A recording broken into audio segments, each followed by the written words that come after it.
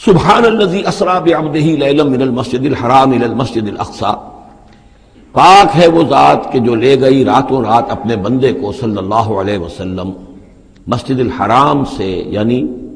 مکہ مکرمہ خانہ کعبہ کے پاس سے، الی المسجد الاقصی، دور کی مسجد کی طرف، یعنی یروشلم مسجد اقصی جو کہ قبلہ رہا ہے بنی اسرائیل کا، الذی بارکنا حولہ، جس کے ماحول کو ہم نے بابرکت بنایا ہے۔ یہ بابرکت اس اعتبار سے بھی ہے کہ بہت ہی یعنی دنیاوی اعتبار سے بھی بہت زرخیز علاقہ ہے، بہت اچھی آب و ہوا ہے، اور اس اعتبار سے بھی کہ یہاں سینکڑوں نبی آئے ہیں، حضرت ابراہیم کا مدفن بھی وہیں ہے،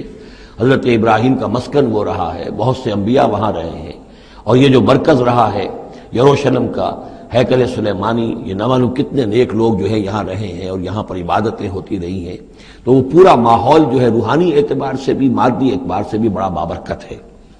یہ اشارہ ہو رہا ہے معراج کے سفر کی طرف، جس کے دو حصے ہیں، ایک حصہ زمینی اور ایک حصہ پھر آسمان کی طرف۔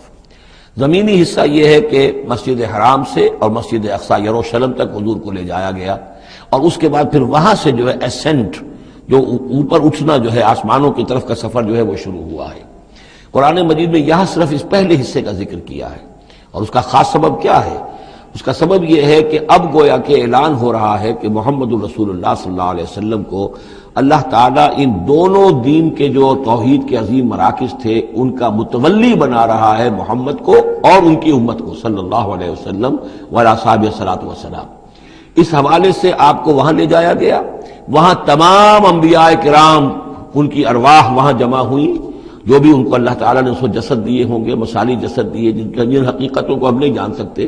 یہ تمام جو ہے پھر متشابہات میں آ جائے گا۔ وہاں حضور نے ان کی امامت کی، پھر وہاں سے آسمان کی طرف آپ کا سفر کا جو ہے وہ عروج کا معراج کا سفر شروع ہوا ہے۔ اس کا ذکر قرآن مجید میں اس دوسرے حصے کا جو ہے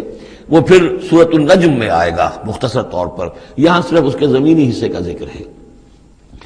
سبحان الذی اسری بعبدہ لیلا من المسجد الحرام الی المسجد الاقصی الذی بارکنا حولہ لنریہ من آیاتنا، تاکہ ہم دکھائیں اسے اپنے بندے کو محمد کو صلی اللہ علیہ وسلم اپنی آیات۔